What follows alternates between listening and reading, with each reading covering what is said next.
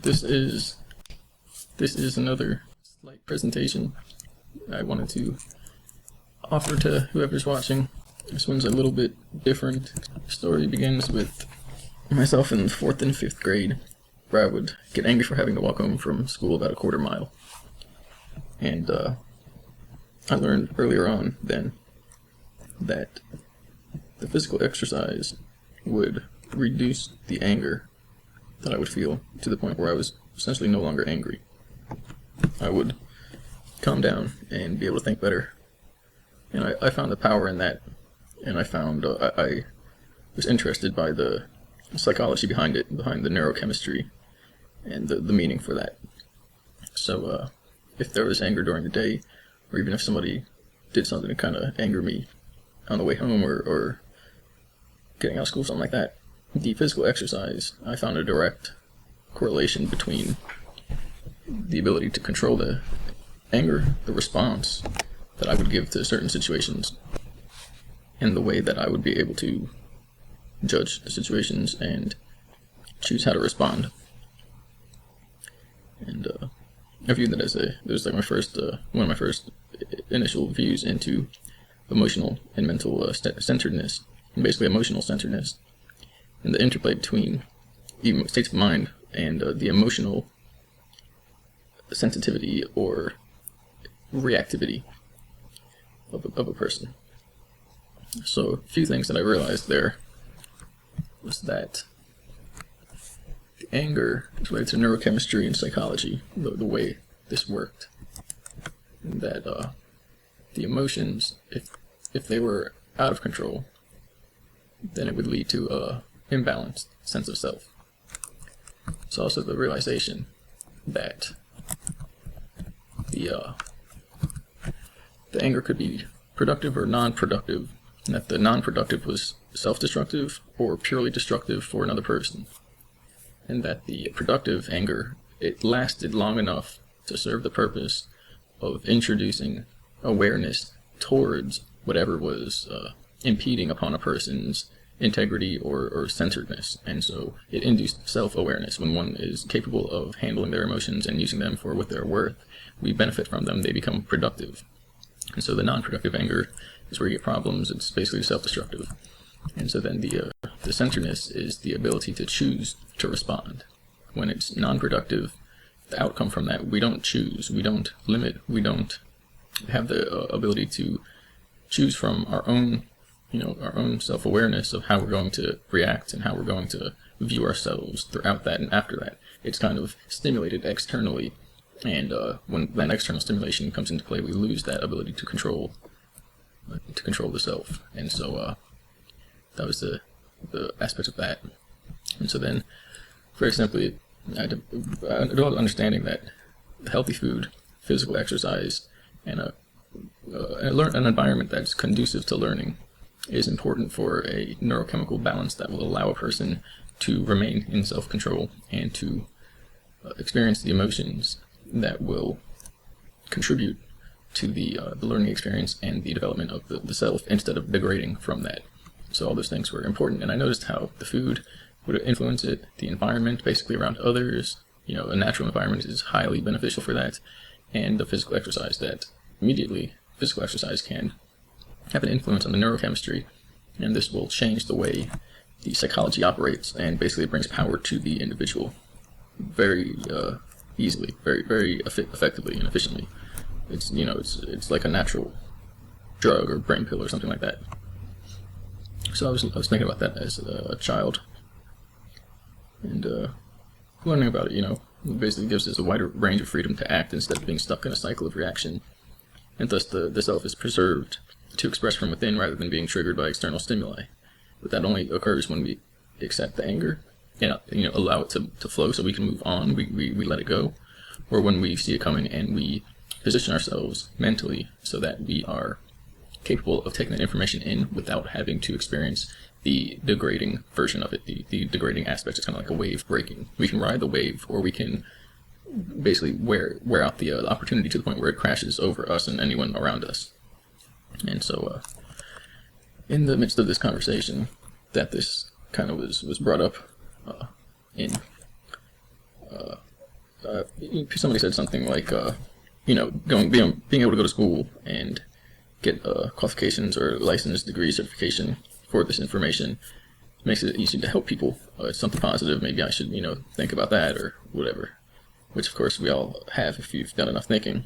Well, that's the reason behind this presentation, where it's going to go.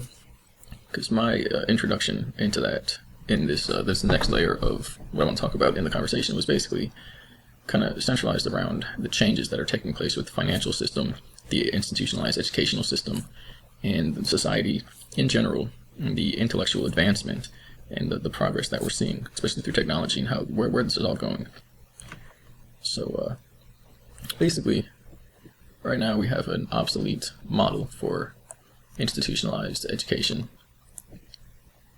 What institutionalized education normally enables is for a person to gain qualification, and from there a professional title, which when combined with a location allows them access to the public where they can exchange their goods or services for payment, or even some type of barter system. But in this day and age, it's basically revolves around money and payment. And so why is this system essentially more or less going obsolete now? And that stems from gaining a certification license, or the more, let's say, occult term, degree. And so it's for the most part going obsolete, or becoming more obsolete. It's maybe not entirely so, maybe it didn't go off the cliff yet, but we're seeing major problems here with this model. The financial context about basically the price increase and how prices increased greatly in the past few years, and how that is driving people into debt. Getting a degree at this point is the equivalent of entering into a lifetime of debt, and that this wasn't always like that. So then the obsolete model is pretty much destroying that institutionalized education model for society, or that process. And the interesting thing with the financial context is that the people who saw this coming, saw the system becoming obsolete, either they may have increased prices in an effort to continue making a profit, and this may have contributed to the process of the system becoming obsolete, or maybe they inadvertently contributed to this process of becoming obsolete via their increasing in prices, and the two are separated correlations. However, they'll be quite coincidental that they just happen to increase prices many times over to the point where it's now a debt system, as there are other means of getting an education appearing and popping up. Either that, or they increased, you could look at it the other way, that they increase the prices in an effort to drive people from this outdated model into finding these more customizable and personal models for education that are adaptable and producing a new layer of society, if you will. Either way, it's the whole thing is kind of coincidental. And so then the financial context with the debt and the economy, and then the market, a lot of people report that they are unable to find jobs even after obtaining certification or qualification. There is a limited informational quality that people can receive. A lot of the information is biased. It will be geared towards a certain professional, kind of like a brand, whether it's in medicine or a certain model for society in the media or something like that. Not so much with electrical engineering or things like that, however technical, or some of the STEM fields, but even then, those are still limited because there is technology and there's knowledge that is hidden, and it's going to remain hidden until people find another way to receive it. It won't be given through these large corporations that are handling money through changing a few words in a textbook each year and charging people hundreds of dollars, making billions of dollars off of that, when they're not actually, they have nothing to do with offering the information. It's just a business. Okay, it's just a model. That's all it is. All the people, they're just making money off of this, but there's no actual connection to the progress of society from those corporations, from those individuals, those groups. Okay, that's a deception in a way. And so from this limited structure, we're getting limited outcome, where people aren't becoming basically more apt at handling life, understanding life, helping each other, contributing to society, and they are better, they're better cogs in the machine at that point. And the machine isn't really helping anything but itself, and even that is degrading its own ability until everything becomes less than organic, if you will.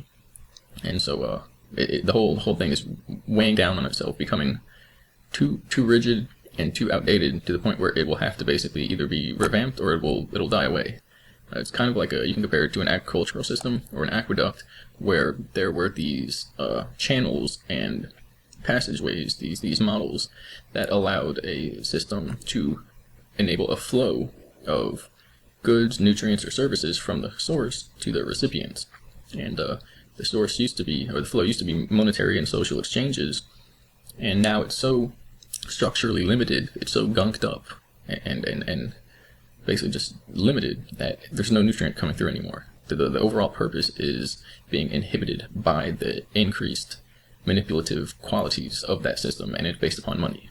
And it's an unwarranted dependency on finance that is restricting that flow and restricting the informational quality and restricting access to people for those reasons, when that doesn't benefit society. However, the goal is to benefit society and produce an increase, and so the means don't justify the ends, and in any case the ends and the means are not what anyone wants to begin with. It's just for profit at that point. That's never what it was about.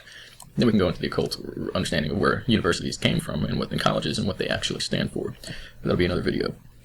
And so the idea is that the certification or degree enables a person to obtain a location and a title, which would then be used to attract and inform individuals towards receiving their services in exchange for pay. This refined the process so that only qualified individuals be able to generate such a business, as well as organize the process so that customers of such services could locate and identify qualified businesses or professionals. It created a network hub, basically. And you got to think, before the internet, before communication, before the much larger population which we have now, you would require some type of network hub in order to be able to locate the goods and the services that you need. And this could be as simple as a phone book. But then if you're in the phone book and a person is, they have the title of a professional title of a doctor, okay, that's where the qualifications and limitations come into, so that not everyone can use that title, and therefore it refines that so that you can actually find what you're looking for. And it could be as simple as a phone book, but things have gotten way more complex, and from the greed of the current system, it degraded to a high degree. So now, the current system is less productive and provides less services than restrictions. There's been a reduction of the overall benefit to society. People who are certified and the information they're providing is often subpar to the information that an individual can obtain on their own. This is indicative of the upgrading human social model in the human brain, in that people are becoming better at doing what they would previously only be accessible, and doing what would previously only be accessible by a specialist. Everyone is gaining the opportunity to become a specialist in multiple fields. And that's a pretty generalized way to put it, but at the extreme end of it, that's what it would be. Say 1,000 years from now. Well, say right now compared to 160 years ago, 150 years ago, maybe 1,000 years ago. Okay, well, the average, intellectual individual would be considered a specialist in all fields that a person would exist in, 1,000 years ago. However, it doesn't match up perfectly, because you could find somebody who was an agriculturalist, or a historian even, or something like that, and they would have access to certain aspects back then that a general person today might not have made full use of. But somebody who's been basically into a kind of training system, you could say with the computer and the internet and all that, well, then they could have access to all the information that a person could have back then, and then some. And so the possibilities, the extremes of this is out of the waters, beyond what anyone could be capable of in previous societies, previous civilizations. However, then we go, thousands of years back, and we get to these advanced technological devices that use crystal technology to record consciousness, and you could have an entire society's information in a database that somebody could be able to access. And so it's kind of like a wave. It goes up and down with the amount of complexity and potential and power. Right now we're on the up curve, so we are going back up towards gaining the access of a society's knowledge to everyone in one person, each within our hands. And there are a few people talking about this now, but that's where we're heading. And the idea by the end of this presentation is that you will see how easy it is to conclude that this is where we're already at. It's just there are only a few people have access to this now. And so people are gaining the ability to advance technologically and intellectually. So here's that next part that I just mentioned. There are those in the upper end of this curve who are taking part in this upgrade before the current era, where the public now has access to these technologies and information. This upper curve, basically, well, first, I'll go back real quick. So the internet is replacing the old model. Okay, it's the old business model, and it's the old educational model. So education is basically affordable. We get access to the internet is changing the way education and business functions, to the point where the education is changing because it is Now, affordable, a person can gain access to required learning material, and through the virtual network, we have access to a virtual location. Now, the business aspect of that is that we have access to the public. You can attract clientele, you can attract customers, you can attract networking partners, employees, employers, and then we have access to that virtual location where a lot of this can actually play out. We can see virtual businesses, manufacturing, all types of clientele and advertising and processes. It can all take place virtually. And the whole deal behind this is that that's self-empowering. That takes the power out of the hands of corporations and returns it to the people. And so that's the basis behind that aspect of what's going on here. And so then we get to the final aspect of this presentation, which I hope you will enjoy, and is quite is challenging but exciting at the same time. So we have we're gaining this ability to advance intellectually. And there are those at the upper end of this curve that were taking part in the upgrade before this current era, where the public now has access to these, tablet computers, databases, neurofeedback, biofeedback systems where you can enhance aspects of your brain, all this type of stuff, healing devices, healing serums, IQ increasing serums, everything that gives us access to our history of who we are, genetically, spiritually, galactically, however you want to look at that.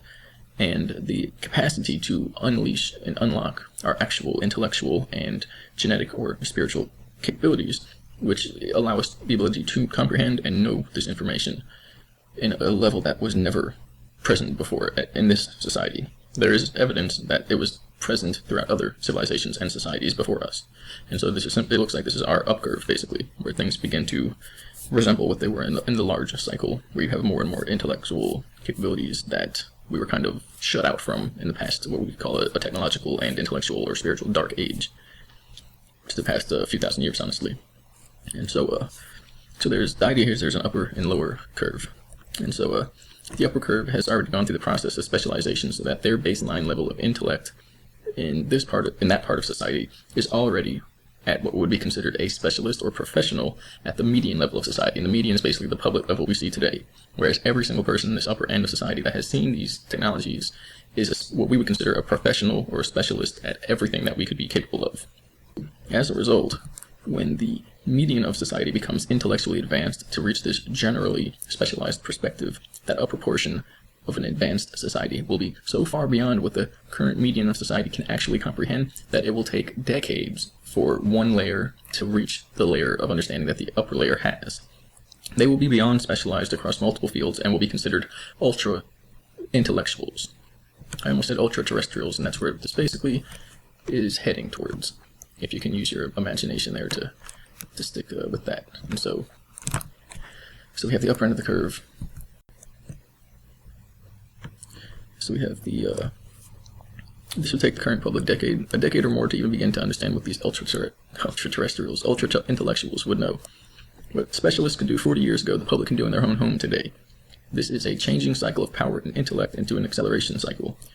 The title, location, and license would equal priority and access to the public to provide a service. And so the internet is where this is all centering on, changing our economic structure, changing our social structure, and enhancing the ability for the mind to know. And the internet might just be a joke that they released, because really solar cosmic waves are pulsating through people's DNA and connecting them with this information. That's, kind of fringe theory, but for all we know, that's what it could be, and that it would be happening anyway. But the internet replaces this with the capacity to host individual profiles in online meeting places, along with access to the required learning material, which allows one to bring their services to the public. The whole process of gaining access to the professional field via modern monetized education system is basically rendered obsolete. The system breaks down in the face of true change, which is from the internet, and it's through interconnectivity. That's all it is. Change is interconnectivity, multiplication, multiplying of power, basically exponential power in knowledge, and everything changes from there. So that's what the internet changes through. It enables enough individual power for people to control their own future instead of these corporations. So this is basically the idea that there is an upper end of the curve and there is a general public. The general public becomes specialized in this coming age, which is taking place now and has been, and they become ultra-intellectual in decades' time, whereas currently the hidden aspect of society becomes ultra-intellectual now, or has become, and they ultimately begin to function like a new race. Why this happens is very simple. So we have one class that is public. Now, this public version of society, the information that we receive is essentially, so the information is developed in private, and decades later it is released to the public. So then there is a class that is hidden, and in this layer of society, the information that is held here reaches the public decades after they are already using it. And so then what we have is a delay. This generates cycles of delay and release. And so the delay expands as an increase in development enables faster discovery, meaning at first it was 10 years until the iPhones came out, and meanwhile they had them in the 80s and the 90s, and then they released them in the 2000s, 2005 era, okay, 2010. So now what they have now it will be released 30, 40 years from now.